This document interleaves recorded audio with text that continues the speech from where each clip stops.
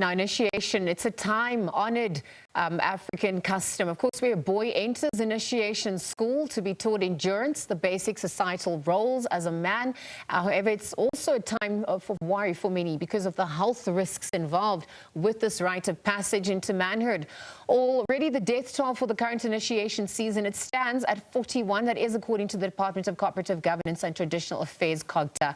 Why is it that virtually every year teenage boys die or are mutilated during the initiation? Let's discuss this matter further. We are going to be joined by Contralesa Secretary General Zolani Mkiva. Zolani, good morning. Thank you for your time with us here on the SABC at this hour. Also, Happy New Year.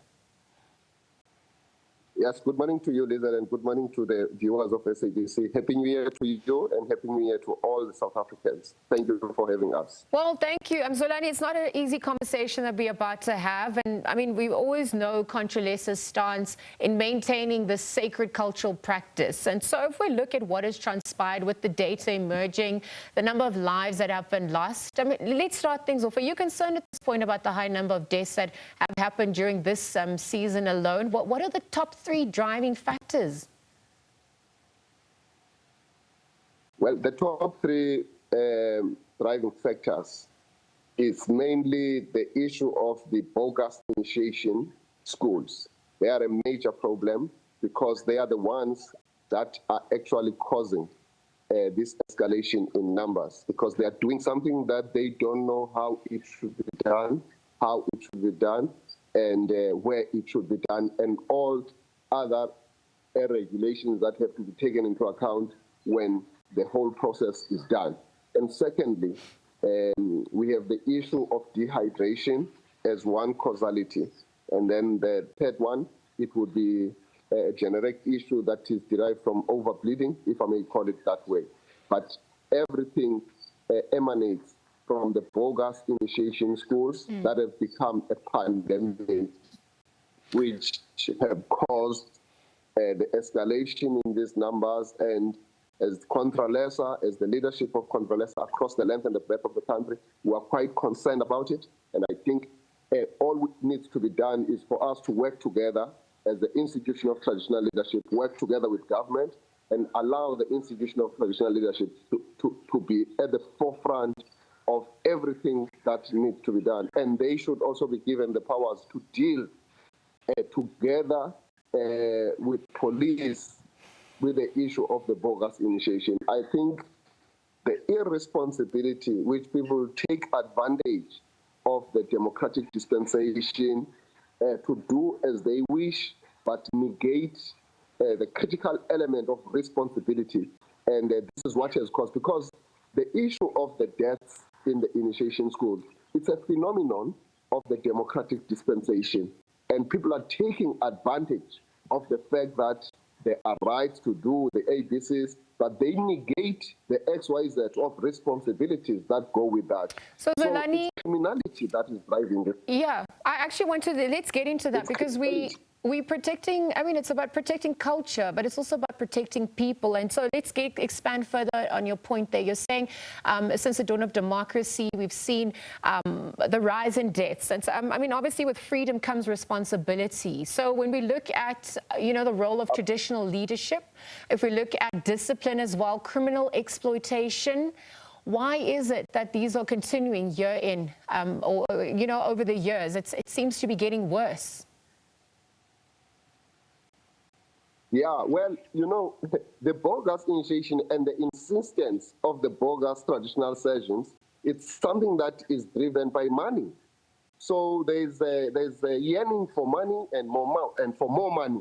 And so people who are doing this criminality are even prepared to sacrifice the lives of the people. And this is really a situation that we have to confront head on, because it has elements of human trafficking. We have seen what, because now it has now expanded to other provinces, to the Northwest, to the Free State, to the Western Cape Town. These guys have become so bold to the extent that they even confront their families directly at their homes to make demands for money. So it's the main causality is money. So it means we have to regulate quite very strongly. We have to close ranks. we have to make sure that the police actually come closer to the situation, because this now has become a national disaster. We cannot afford that year on year we lose more than 50 children in a sacred ritual that is meant to prepare young men for leadership of the future. So it's undoing, and it's beginning to indignify this ritual. And all we are saying as Contralesa is that government, as well as all the departments within the government that are relevant, COGTA, police, health, they have to work closely with us.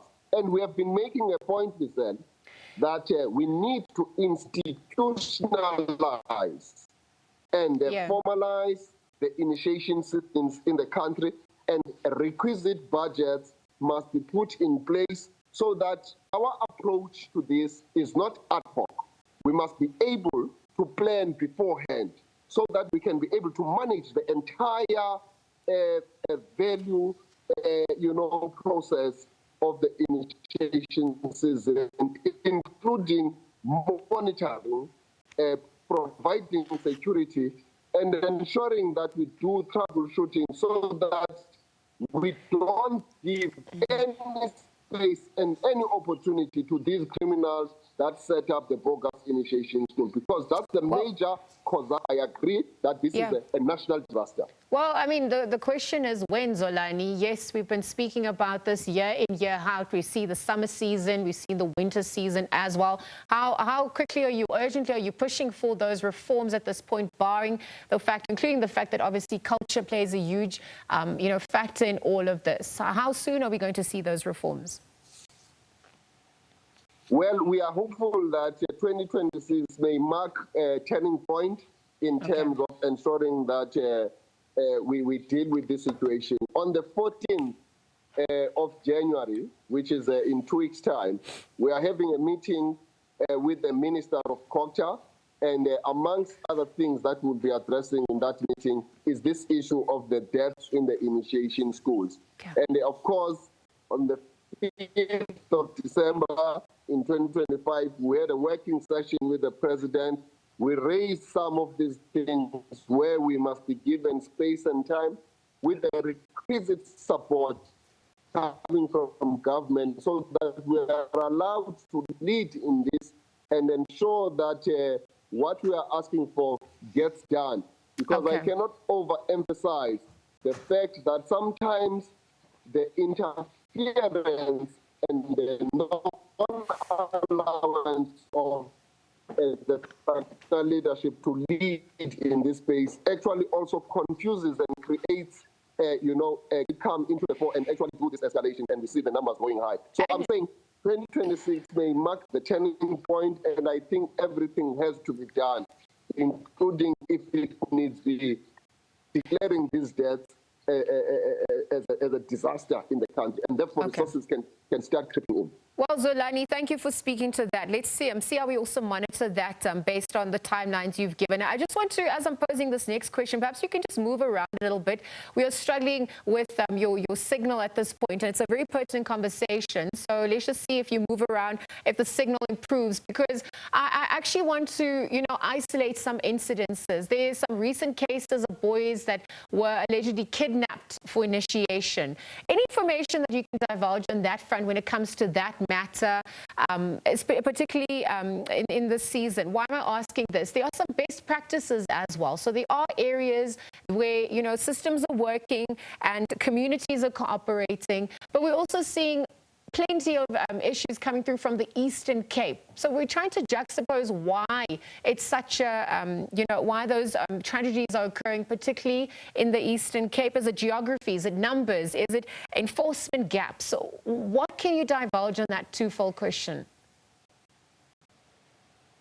Yes, of course, there are gaps in the system, and that's why the bogus initiation schools are set up. And now what they have done, because they have seen that we are beginning to close ranks at the OR Tambo region.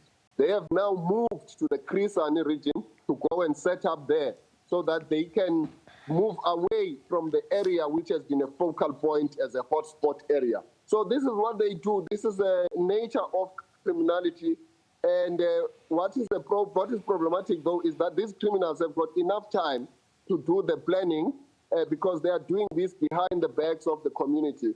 So we can confirm, though, that there is a case, not in the Eastern Cape, but in the Northwest Province, where there was a kidnap.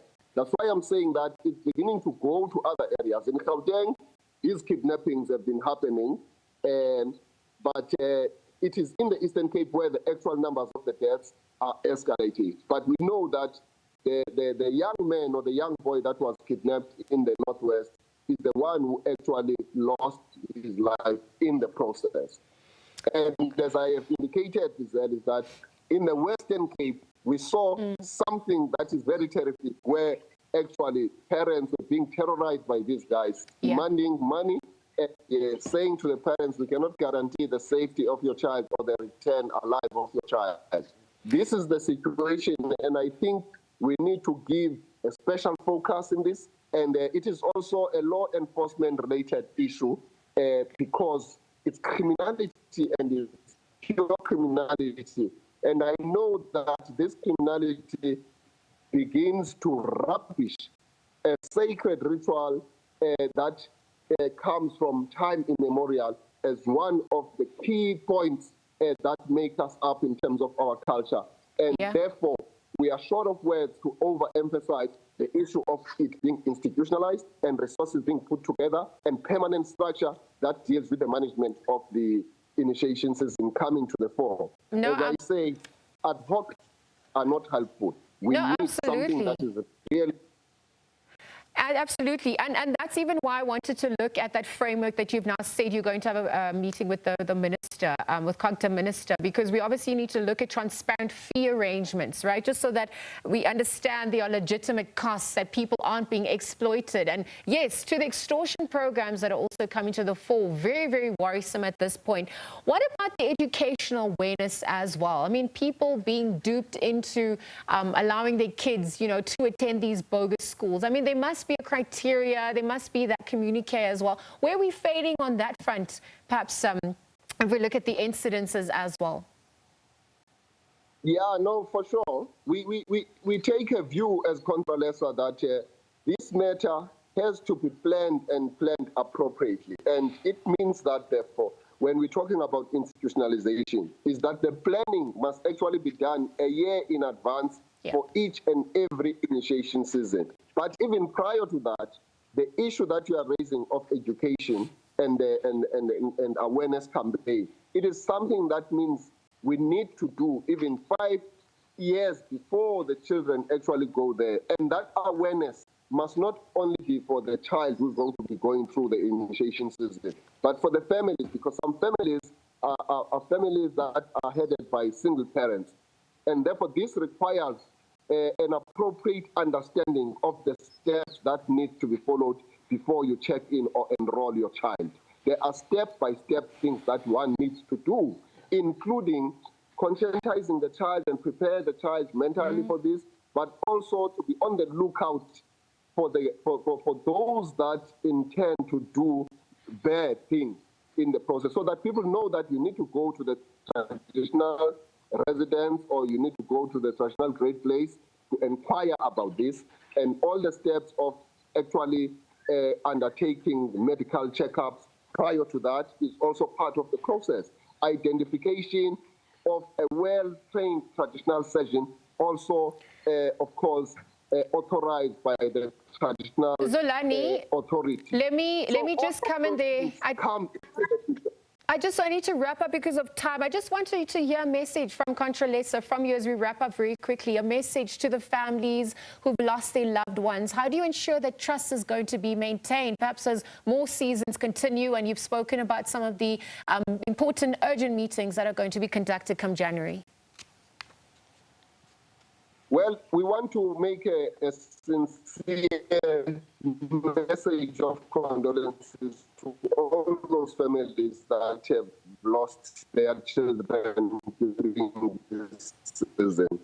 This is a ritual that is not meant to prepare children for future leadership at a family level, at a community level, and society at large. And it is therefore not because we want to continue with the ritual even if it kills the children. But all we are saying as Contralesa is that the ritual is very important and very sacred, but the causality of the deaths, it is not the ritual itself, but it is the criminals that interfere with the ritual, that contaminate the ritual to the extent that it leads to the deaths of our children, unfortunately. And therefore, as Contralesa, we are really, really concerned about this.